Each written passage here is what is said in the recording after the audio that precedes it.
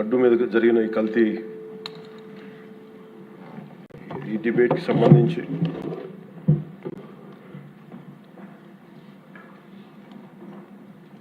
$68 లక్షల కిలోల నెయ్యి అని చెప్పే ఒక కల్తీ నెయ్యిని వాడారు. దీని మీద ఫస్ట్ ఇది ఎలా బయటకు వచ్చింది? గవర్నమెంట్ ఫామ్ అయిన కొత్తలో గౌరవ ముఖ్యమంత్రి గారు ఎన్డీఏ మీటింగ్ మమ్మల్ని అందరినీ పిలిచి కండక్ట్ చేసినప్పుడు ఆ రోజు ఒక నేషనల్ డైరీ డెవలప్మెంట్ బోర్డు చేసిన రిపోర్ట్ని చదివారు. వీళ్ళు గత పాలనలో ఇది కూడా జరిగింది అనేది టీటీడీ బోర్డు వారి పాలక మండలి చేసిన ఇది కూడా జరిగింది అనేది తెలియజేశారు. అంతే, అక్కడితో అయిపోయింది అధ్యక్ష. దాన్ని అంతకు మించి ముందుకు తీసుకెళ్ళాలి. లేదంటే నేను అది విని నాకేమనిపించిందంటే ఇలాంటివి కూడా జరిగినాయా? ఎందుకంటే ఆల్రెడీ గతంలో తిరుపతికి తిరుమలకి పైకి అంత వెళ్ళినప్పుడు కొంత స్థానికంగా కొంత చెప్పింది, తిరుమలలో చెప్పింది, ఇవన్నీ కోరిలేట్ చేసుకొని కొంత ఆ ప్రసాదం కూడా క్వాలిటీ లేదని ఎలా చేశారు ఏంటో అనుకున్నాం. కానీ ఒక గబుక్కుని ఒకళ్ళు బ్లేమ్ చేయడం అనేది చాలా ఆలోచించి మాట్లాడతాం. ముఖ్యంగా పబ్లిక్ లైఫ్లో ఉన్నాం కానీ బాధ్యతగా ఉన్నాయి మా పొజిషన్. అలాంటిది అసలు ఈ నెయ్యిలో కల్తీ జరగలేదు ఇవన్నీ వాళ్ళు మాట్లాడుతుంటే దాని మీద చాలా కంప్లీట్ వివరణ ఇవ్వాల్సిన అవసరం ఉంది అనిపించింది అధ్యక్ష. ముఖ్యంగా గత ప్రభుత్వ పాలనలో ఉన్నప్పుడు ఎక్కడా కూడా దేవాలయాల మీద దాడులు జరిగినా ఇంకోటి జరిగినా ఎక్కడా కూడా మేము దోషుల్ని పట్టుకోండి అని చెప్తా వచ్చాం తప్ప ఎక్కడా కూడా మీరు చేయించారని కానీ మీరు ఉన్నారని కానీ ఎక్కడ ఎందుకంటే తక్కువ అలా కూర్చోబెట్టి ఎలా పడితే అలా మాట్లాడటానికి బాధ్యత ఉంటాం కాబట్టి అలా మాట్లాడలేము. అలాగే ఇది కూడా గౌరవ ముఖ్యమంత్రి గారు రోజు ఎన్డీఏ సభలో చెప్పినప్పుడు మాకు కూడా ఏమనిపించిందంటే దీన్ని ఎలాగా అడ్రస్ చేయాలో నాకైతే ఇంటికి వెళ్ళాక నాకు అర్థం కాలేదు. ఇలాగ యానిమల్ ఫ్యాక్ట్ కూడా కలిసి ఇది ఎన్డీడీబీలో వచ్చింది అని నేషనల్ డైరీ డెవలప్మెంట్ బోర్డు దాంట్లో. సో ఇవన్నీ కూర్చోబెట్టి మాట్లాడుతున్నప్పుడు నేను తర్వాత మార్నింగ్ నేను ట్వీట్ చేశాను అధ్యక్ష. దాని మీద ఎందుకు ట్వీట్ చేయాల్సి వచ్చిందంటే వరుసగా నన్ను ట్యాగ్ చేస్తే చాలా మెసేజ్లు వస్తూ ఉన్నాయంట. నా ఆఫీస్ నుంచి అన్ని పంపించేటప్పటికి నేను చూసాను ఏం జరిగిందంటే మీరు ఎవరు మాట్లాడరేంటి, ఇలాంటి రిపోర్ట్ ఉన్నప్పుడు కూడా మీరు ఎవరు మాట్లాడరు ఏంటంటే అప్పుడు నా ఉద్దేశం ఏముందంటే దిగి ఈ దేవాలయాలు జరిగే ఇలాంటివన్నీ ఇవన్నీ కూర్చోబెట్టి దీనికి ఒక రక్షణ ఒక సనాతన ధర్మ రక్షణ బోర్డు లాంటి ఉంటే బాగుంటుంది. ఎందుకంటే ఇలాంటి కూర్చోబెట్టి చాలా న్యూట్రల్గా చాలా ఆబ్జెక్టివ్గా చేయొచ్చు ఇవి అనే ఉద్దేశంతో నేను పెట్టాను అధ్యక్ష. నాకు గిల్ట్ ఎక్కడొచ్చిందంటే అరే ఇవన్నీ మనకి లాస్ట్ 2-3 years మా టెంపుల్ దగ్గర తిరుమలకి వెళ్ళినప్పుడు కూడా గౌరవ మంత్రివర్యులు మనోహర్ గారు మేము వెళ్ళినప్పుడు మా దృష్టికి చాలామంది తీసుకొచ్చారు అధ్యక్ష. మేమే 2-3 పర్యాలు మేమే మాట్లాడుకున్నాం. సో నాకు అవన్నీ గుర్తొచ్చి అరే మనకి తప్పు జరిగింది తెలిసి మనం దాన్ని సరిగ్గా తీసుకెళ్ళకపోయిన ఒక పశ్చాత్తాపంతో నేను ఒక దీక్ష చేశాను అధ్యక్ష. ఆ తర్వాత దాన్ని అందరూ అన్ని రకాలుగా తీసుకెళ్ళారు సార్ 3 parties. అలాగే మాకు తర్వాత మొన్న గౌరవ ముఖ్యమంత్రి గారు మనకి కేశవ్ గారు మా క్యాబినెట్లో కూర్చున్నప్పుడు మా దృష్టికి తీసుకొచ్చింది అసలు ఈ నెయ్యిలో నెయ్యే లేదనేది చాలా స్పష్టంగా తెలియదు. మాకేమనిపించిందంటే ఏదైనా సరే innovation is very important in life. Innovation లేకపోతే ఈ పాటికి ఒక్కొక్కరు ఒకవేళ ఇన్నోవేట్ చేస్తారు.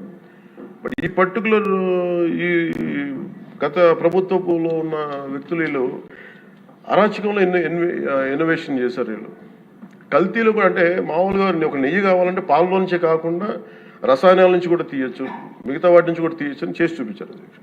దానికి సంబంధించిన కంప్లీట్ ఈ సిబిఐకి ఆ రిపోర్ట్ ఇచ్చినప్పుడు ఎక్కడా కూడా నెయ్యి లేకుండా వీళ్ళు నెయ్యి తయారు చేశారని చాలా స్పష్టంగా తెలియజేశారు. ఇప్పుడు మనం ఏం మాట్లాడుతున్నాం వీళ్ళందరితో అంటే ఎక్కడా కూడా ఈ సభ సాక్షిగా చెప్తున్నాను, ప్రజలకు కూడా తెలియాలి, ఎక్కడా కూడా గత ప్రభుత్వం తాలూకు హెడ్ చేసిన వ్యక్తి చేశారని ఎక్కడ కూడా నేను ప్రత్యేకించి మాట్లాడాలి. నేనేం చెప్తాను, టీటీడీ పాలక మండలి బాధ్యత ఇది. మీరు కూర్చోబెట్టి మీరు బాధ్యత తీసుకొని వాళ్ళ పార్టీ ఆ ప్రభుత్వం స్థాపించినప్పుడు వాళ్ళ నియమించిన పాలకా మండలి వాళ్ళు చేసిన తప్పులకి సింపుల్ ఏం చేయాలి అధ్యక్ష? ఒక ఇంటర్వ్యూలో నన్ను అడిగితే నేనేం చెప్పానంటే you mean to say you don't blame the person who headed the last government అంటే my intention is not that. My intention is always to say that who did this, who are the perpetrators. A perpetrators is more or less they are the TTD board. Let them be accountable for that. ఎక్కడ కూడా నేను ఈ వ్యక్తి గురించి మేము మాట్లాడలేదు, ఎందుకంటే డైరెక్ట్గా ఇన్వాల్వ్మెంట్ ఉందని మనం చెప్పట్లేదు అది, ఎందుకంటే వాళ్ళు నియమించిన బోర్డు ఇది. కానీ వాళ్ళు ఏం చేస్తున్నారు అక్కడ కూర్చోబెట్టి ఎక్కడా కూడా సింపుల్గా ఏం చేయాలి దీక్ష? నిజంగా నేనేం చెప్పాను ఆ ఇంటర్వ్యూలో కూడా, ఆయనే తప్పు, నాకు సంబంధం లేదు, మేము పలానా టీటీడీ బోర్డు చేసింది ఇది, ఆ టీటీడీ బోర్డు మీద మీరు నిష్పక్షపాతంగా ఒక కమిటీ వేయండి, ఆ దోషులు శిక్ష పడేలా చేయండి, వాట్ ఎవర్ దాని అవుట్కమ్ ఏముంటుందో దాన్ని బయట పెట్టండి, ఇంత సింపుల్గా తేల్చేయచ్చు. వాళ్ళు వెనకెందుకు వేసుకొస్తున్నారు నాకు ఈ రోజుకి నాకు అర్థం కాదు. ఈ రోజుకి వెనకేసుకు రావాల్సిన అవసరం లేదు. వెరీ క్లియర్ కట్ రిపోర్ట్ ఇచ్చింది. ఇందులో కంప్లీట్గా అసలు నెయ్యి లేకుండా వీళ్ళు నెయ్యి తయారు చేశారు కనుక, రసాయనాలతోటి పామ్ ఆయిల్ తోటి వీటన్నిటితో బేస్ చేసుకొని నెయ్యి లేకుండా నెయ్యి తయారు చేశారు. It's very clear cut, it's evident. ఇప్పుడు ఎందుకు ఇంత డిస్కషన్ అవుతుంది అధ్యక్ష? మనందరం కూర్చోబెట్టి ఇంత సభా సమయాన్ని ప్రజలకు ఇవ్వాల్సింది కేవలం తిరుపతి లడ్డు గురించి ఎందుకు మాట్లాడాల్సి వస్తుందంటే, వాళ్ళు నిజంగా కనుక ఉప్పేసుకుని ఉంటే కల్తీ జరిగింది, దానికి తగ్గ లా ఏం కోర్స్ యాక్షన్ ఏం తీసుకోవాలో తీసేసుకుని అయిపోతుంటే దానికి ఎవరైతే పర్పెట్రేటర్స్ ఉన్నారో వాళ్ళకి ఆ శిక్షగా వెళ్ళిపోతారు. అలా కాకుండా అసలు ఆ నెయ్యిలో కల్తీ లేదు, యానిమల్ ఫ్యాట్ లేదు, రిపోర్ట్ ఇచ్చిన తర్వాత ఇవన్నీ. అందుకని ఈ సభ ఈరోజు ఇంతమంది మాట్లాడాల్సి వస్తుంది అధ్యక్ష. మాకు ఏమనిపించిందంటే అధ్యక్ష, దీన్ని క్యాబినెట్ మీటింగ్లో మా దృష్టికి తీసుకొచ్చింది మీకు తెలియజేస్తున్నాను మీ ద్వారా ప్రజలకి. సిబిఐ నేతృత్వంలోని ఈ స్పెషల్ ఇన్వెస్టిగేషన్ టీం ఆ నెయ్యి తయారీకి 1 లీటర్ పాలు కూడా వినియోగించలేదని చెప్పి చాలా ఖచ్చితంగా తేల్చింది. ఆ పామాయిల్లో రసాయనాలు కలిపి తయారు చేసినట్టు చెప్పింది. ఆ ఇతర రసాయనాలు ఏ మూలకాల నుంచి తయారయ్యాయో నిర్ధారణ చేసే సాంకేతికత, దానికై సంబంధించిన టెక్నాలజీ ఆ పర్టికులర్ మా వద్ద లేదనేది ఆ సిట్ తేల్చేసింది. ఈ కేసులో 36 మందిని నిందితులుగా తేల్చింది. శ్రీవారి ప్రసాదాన్ని అపవిత్రం చేసేందుకు ఒక ప్రణాళిక, ఒక ప్లాన్ ప్రకారం కుట్ర జరిగిందన్నట్టు సిట్ తెలియజేసింది. అలాగే పోనీ దీనికి ముందు ఏం జరిగిందని చూస్తే, తమకి నచ్చిన సంస్థలకి నెయ్యి సరఫరా కాంట్రాక్టులు కట్టబెట్టేందుకు ఒక ప్రణాళిక ప్రకారం టెండర్ నిబంధనలను సవరించారు. నెయ్యి సరఫరాకి సంస్థకి ఉండాల్సిన కనీస వార్షిక టర్నోవర్ 250 కోట్ల నుంచి 150 కోట్లకు తగ్గించారు. రోజుకి 4 లక్షల లీటర్ల పాలు సేకరించాలన్న నిబంధనని తొలగించారు. డైరీ రంగంలో 3 ఏళ్ల అనుభవం ఉండాలన్న నియమాన్ని ఏడాది కుదించారు. రోజుకి 12 టన్నుల వెన్నెయ్య తేయాల నిబంధనను కూడా 8 టన్నులుగా మార్చేశారు. అంటే ఒకళ్ళకి నెయ్యి కాంట్రాక్ట్ ఇవ్వాలంటే ఇన్ని నిబంధనల్ని తూట్లు పడిచారు. పోనీ అది చేసిన తర్వాత మళ్ళీ సవరణ అనంతరం వీళ్ళు ఎంపిక చేసిన సంస్థలు 20-21 మధ్య నెయ్యి సరఫరా చేశాయి. నెయ్యి సరఫరా చేసిన సంస్థకు అందుకు కావాల్సిన కనీస అర్హతలు లేవని సిట్ ఛార్జ్ షీట్లో ఉంది. వీరు నెయ్యి సరఫరాకి ఎంచుకున్న సంస్థలు బోలేబాబా అని కానీ దానికి అనుబంధ సంస్థలు మాల్గంగా, వైష్ణవి డైరీలు 1 లీటర్ కూడా నెయ్యిని పాల నుంచి తయారు చేయాలని స్పష్టంగా చెప్పారు. ఇది 1924 మధ్య 11 కోట్ల మంది భక్తులను శ్రీవారిని దర్శించుకుంటే ఆ కాలంలో మొత్తం 48 కోట్ల లడ్డు ప్రసాదాలు విక్రయం జరిగింది. దాంట్లో సుమారు 20 కోట్ల లడ్డూలు నకిలీ నెయ్యితో తయారయ్యాయని చెప్పి టీటీడీ రికార్డ్స్ తెలియజేస్తాం. ఆ 11 కోట్ల మందికి రసాయనాలతో నిండిన మన లడ్డూలు పంపించారు. అలాగే ఇందులో 1,00,000 లడ్డూలు కూడా అయోధ్య రామ మందిర ప్రారంభోత్సవానికి పంపిణీ చేశారు. నేను మొన్న మన క్యాబినెట్లో మన గౌరవ ముఖ్యమంత్రి గారు మేమందరం కూర్చొని మాట్లాడుతున్నప్పుడు నాకు పర్సనల్గా నాకు మెసేజ్లు ఏంటంటే, అమరావతి మన ఈ అయోధ్యకి పంపిన లడ్డూలు ఈ లడ్డూలు కాదు, ఇవి వేరే లడ్డూలు. అలా ఎలా తేడా చెప్తారు వీళ్ళు? దానికోసం ప్రత్యేకంగా అంటే అక్కడ నిబంధనలు ఎక్కడా కూడా మీరు నెయ్యి మేము పలానోళ్ళు కొన్నారు మాకు డీటెయిల్స్ ఇస్తా ఉన్నారు. నేను ఆ సభాముఖంగా ఎందుకు వాళ్ళకి పేర్లు ప్రస్తావించారు, అది చెప్పిన వ్యక్తులు కానీ వీళ్ళు కానీ. నేను అడిగింది ఏంటంటే, ఓకే మీకు దాని మీద ఆధారాలు ఏమున్నాయి, మీరు ఈ లాటే పంపించారు అయోధ్యకి అనేది మీకు ఏముంటాయి? ఎక్కడ ఏం లేదు, అన్ని గాల్లో మాట్లాడుతున్నారు వీళ్ళందరూ.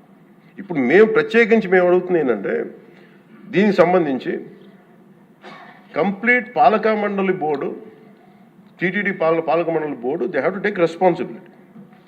వాళ్ళని ఒక గత ప్రభుత్వాన్ని నడిపిన ముఖ్యుడైన వ్యక్తి వాళ్ళని వెనకేసుకొస్తున్నారంటే అందులో కూడా మీకు కూడా బాధ్యత తీసుకోవాల్సి వస్తుంది. అందుకని సభాముఖంగా మేము అందరికీ ఏం చెప్తున్నామంటే let the law take its own course. ఎవరైతే దోషులు ఉన్నారో వాళ్ళకి శిక్ష పడాల్సిందే. మా ఉద్దేశం ఒకటే అధ్యక్ష, ప్రాబ్లం ఎక్కడ ఉంది అంటే ఇందులో మనందరం కూడా ఇందాక మన గౌరవ సభ్యులు మాట్లాడతా నెల్లూరుకు సంబంధించి సోమిరెడ్డి గారు మాట్లాడతా దర్గా కానీ మన కశ్మూర్ దర్గా గురించి వీటన్నిటి మాట్లాడుతూ ఉంటాయి. బేసిక్గా నేను కూడా నెల్లూరులో పెరిగాను కాబట్టి నేను అర్థం చేసుకోగలను. అది ఎక్కడా కూడా వేరే మతాలను కించపరచడం అనేది తెలియదు అధ్యక్ష ఈ దేశం. అందుకే ఈ దేశం ఇలా ఉండేది కాదు. అలాంటి దేశం సాంప్రదాయాలని వీళ్ళు కూర్చోబెట్టి కల్తీ జరిగిందంటే వెరీ సింపుల్గా ఏం చేయాలి, అడల్ట్రేషన్ జరిగింది, మేము కూర్చోబెట్టి దీన్ని కరెక్ట్ చేసుకుని మీరు కరెక్ట్ చేయండి, మేము మీకు మద్దతు ఇస్తాం, ఇంతే చెప్పాలి అధ్యక్ష. అంతేగాని దాన్ని వెనకేసుకు వస్తున్నారు అంటే ఒకటి క్లియర్ కట్ రిపోర్ట్ ఉంది, అందులో నెయ్యి లేదనేది, అందులో రసాయనాలు ఉన్నాయని క్లియర్ కట్ చెప్పింది. ఈ రసాయనాల్లో ఏమున్నాయి అనేది అది పెరుమాళకి ఎరుగదు, ఆయనే కూర్చొని చేయాలి. ఒక రిపోర్ట్ ఏమో మాకు ఎన్డీడీబీ రిపోర్ట్ ఏమో దాంట్లో ఖచ్చితంగా ఈ జంతువు సంబంధించిన అవశేషాలు ఉన్నాయి అనేది చాలా స్పష్టంగా చెప్పారు. అది ప్రాపర్ ఆథరైజ్డ్ బోర్డు. ఇప్పుడు వీళ్ళేమో కూర్చొని అది కూడా మాట్లాడలేదు. Very clear cut as on today special మన సిబిఐ ఇచ్చిన మన ఛార్జ్ షీట్ ప్రకారం ఆ నెయ్యి కాదు, ఇది పామాయిల్తో పాటు రసాయనాలు కలిపింది. దీన్ని కూర్చోబెట్టి వాళ్ళు ఇంత మాట్లాడుతున్నారంటే ఇది ఖచ్చితంగా ప్రజల మధ్యకి వెళ్ళాలి. దీని నుంచి లబ్ధి పొందేది ఏం లేదు ఇక్కడ. కానీ ఇది ఏంటంటే ఇది ధర్మానికి సంబంధించిన విషయం అధ్యక్ష.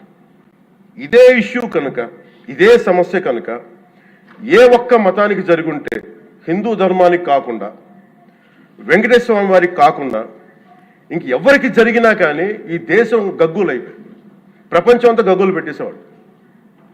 సమస్య ఏముందంటే ఇది ప్రతి ఒక్క హిందూ కూడా ఆలోచించాల్సింది. ఎందుకంటే ప్రతి హిందూకి బై నేచర్ మా ఇంట్లో కానీ ఎవరు ఇందాక మన సోమిరెడ్డి గారు చెప్పినట్టుగా మీరు దర్గాకి ఏదంతా చూస్తే మేము దర్గాలు కదా చిన్నప్పుడు మేము స్కూల్లో ఉన్నప్పుడు రొట్టెలు పండుగ ఉండే దర్గా మెట్లు వెళ్ళి మేము కూర్చోబెట్టి అక్కడ ఇర్రెస్పెక్ట్ హిందూస్ ఇది ముస్లిం ఫెయిత్ అనుకోకుండా వెళ్ళి కూర్చోబెట్టి అందరూ గౌరవించి దాన్ని ఈ రోజుకి వెళ్తారు హిందువులందరూ. సో ఈ దేశ మూల సంస్కృతి మన ఇస్లాంని గౌరవించేది, క్రిస్టియానిటీని గౌరవించేది, సకల మతాల్ని గౌరవించేది. అలాంటిది హిందూ ధర్మానికి సంబంధించిన 7 కొండల వాడు కలియుగ వెంకటేశ్వరుడు దైవం అనడానికి చాలా క్లియర్ కట్గా ఉంది అది. ఎందుకంటే కలియుగంలో జరిగింది ఆయనే, దీనికి ఆధార పురుషుడు, ఆయన మూల పురుషుడు. అలాంటి ఆయనకి పెట్టే ప్రసాదానికి ఇంత అపవిత్రం చేసిన తర్వాత వీళ్ళు ఏమి కూర్చొని దాన్ని తప్పు లేకుండా లేదన్నట్టుగా మాట్లాడుతుంటే వీళ్ళకి నాకు ఏం మాట్లాడాలో తెలియదు. దీనికి ఒక్కటి కూడా ప్రజలకు తెలియజేయాల్సింది ఏంటంటే అధ్యక్ష, ఇదే వేరే ఇస్లాంకి జరిగిన, క్రిస్టియానిటీకి జరిగిన, జీసస్ క్రైస్ట్కి జరిగిన, మహమ్మద్ ప్రవక్తకి జరిగిన, అల్లాకి జరిగిన ఇలా ఉండేది కదా అధ్యక్ష. వాళ్ళు ఆ రోజు మన కౌన్సిల్లో కూడా అలా పటాలు తీసుకొచ్చేవాళ్ళు వేరే ఏ దేవత అయితే. బికాజ్ ఇది హిందువులు కాబట్టి వీళ్ళ కులాలతో ముక్కలుగా అయిపోయి ఉంటారు కాబట్టి హిందువులు తమ మతాలను ఎడాపెడా వీళ్ళు జోకులు వేసుకోగలరు కాబట్టి దీనికి సీరియస్నెస్ లేదు అధ్యక్ష. Before blaming anybody else every Hindu has to take a responsibility for this, every Hindu. ఎందుకంటే మన ఇస్లాంని మనం ఎందుకంత కూర్చోబెట్టంత వాళ్ళు గౌరవించే విధానం చూస్తే నిజంగా మనం హిందూ ధర్మాన్ని పాటిస్తే మనం గౌరవించుకోలేమో అనిపిస్తుంది మనకి. అది మిగతా మతాలను చూసి నేర్చుకోవాలి అధ్యక్ష. వీళ్ళకి ఏముంది, వీళ్ళు ఇంత మాట్లాడుతున్నారు తిరుపతి లడ్డు మీద. నిజంగా వీళ్ళు కనుక మాట్లాడితే అదే వేరే మతం గురించి ఎందుకు మాట్లాడరంటే ఓట్లు పోతాయి అధ్యక్ష. హిందువుల ఓట్లు చాలా ఈజీగా ముక్కలు కులాలను చేసి పెట్టేసి పోతాయి. ఆ వెంకటేశ్వరం కాబట్టి శివుడు ఉంటాడు, శివుడు కాబట్టి అమ్మవారు ఉంటాడు, ఈజీగా. ఈ నైజం జనాల్లో మారినంత కాలం ఇలాంటివి జరుగుతూనే ఉంటుంది అధ్యక్ష. వీళ్ళు ఇలాగే మాట్లాడుతూనే ఉంటారు. ఇది లోపల నుంచి మనందరం కదలాలి. ఇర్రెస్పెక్ట్ ఆఫ్ పార్టీస్. నేను వైసీపీలో ఇప్పుడు రాని వైసీపీ నాయకులు కూడా అడుగుతున్నాను, వాళ్ళ పద్ధతిదారులు కూడా చెప్తున్నాను ఈ సభాముఖం. మీరు ఎవరన్నా సరే రేపొద్దున్న నుంచి మీరు వెళ్ళి తిరుమలలో వెంకటేశ్వర స్వామిని దర్శించుకున్నప్పుడు ఆ నిలువెత్తు స్వామివారిని చూసినప్పుడు మీకు గిల్ట్ కలగకపోతే మీరు చూడండి. ఎందుకంటే ఆయన కళ్ళలోకి చూసినప్పుడు మీరు ఇన్ని తప్పులు చేసేవాళ్ళు మేము వెనకేసుకొస్తున్నామని ఎవరన్నా మాట్లాడితే ఆ పాపం వాళ్ళకే కాదు వాళ్ళకు కూడా చుట్టుకుంటుంది. ఇది ఖచ్చితంగా దీన్ని ఎక్కడో చోట దీనికి ఒక లాజికల్ కన్క్లూజన్ అయితే పట్టుకెళ్ళదు. దోషులకి శిక్ష పడాల్సిందే. ఎందుకంటే ఇది ఇక్కడతో ఆగకపోతే ఇది ఒక పరంపర అయిపోతుంది. అందుకని మేము ఖచ్చితంగా I'm committed to get this who are are the perpetrator they should be punished. They should be punished. అలాగే ఒక ముగింపు 2 వాక్యాలు చెప్పి నేను మాకు చెప్పి ముగిస్తాను. మొన్న ఈ మధ్య నేను ఆముక్తమాలి చదువుతున్నప్పుడు 218వ పద్యం దాంట్లో ఆయన చెప్పింది ప్రత్యేకించి ఆయన రాసిన ఈ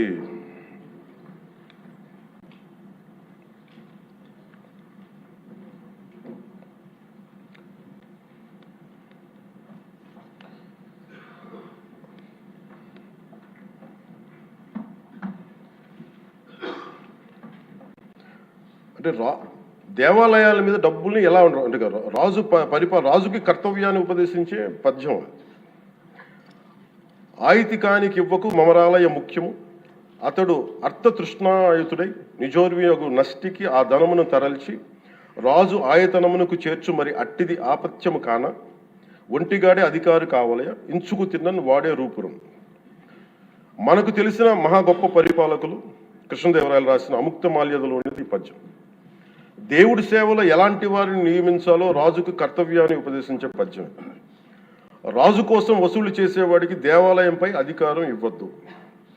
అలాంటి వాడు డబ్బు మీద ఆశతో రాజ్యానికి వసూళ్లలో నష్టం వచ్చినప్పుడల్లా దేవుడది ధనాన్ని తరలించి రాజు ఖజానాకు చేర్చేస్తూ ఉంటాడు. అలాంటిది తప్పుడు పని కాబట్టి ఎలాంటి మమకారాలు లేని ఒంటరి వాడే ఆలయానికి అధికారిగా ఉండాలి. ఒకవేళ వాడు దేవుడి సొత్తు తిన్నప్పటికీ ఆ పాపానికి వాడే నాశనం అవుతాడు. కానీ ఆ డబ్బు తెచ్చి రాజుకి చేర్చడం వల్ల ఆ రాజ్యమే నాశనం అవుతుంది అని చెప్తుంది అధ్యక్ష పద్యం. గత ప్రభుత్వ పరిపాలన కాలంలో జరిగిందంతా అచ్చంగా ఇలాగే జరిగింది. అంటే ఇది మనందరికీ కూడా చాలా లోతుగా ఆలోచించాలి. ఇది భగవంతుడికి సంబంధించిన అది అంతమంది వెళ్ళి వాళ్ళ కర్మని అక్కడ వేస్తారు అధ్యక్ష డబ్బులుగా. ఆ కర్మని ఆ పుణ్యస్థలమే కాపాడాలి. భక్తులు తాలూకు నిత్య 7 కొండల వాడి నామస్మరణే కాపాడ తప్ప ప్రజలు చేసిన కర్మను ఎవరైతే భగవంతుడి సొమ్ముతోటి ఆడుకుంటారో భగవంతుడి డబ్బును దోచేస్తారో తరాలు కూడా లేచిపోతాయి. చాలా జాగ్రత్తగా ఉండాలి.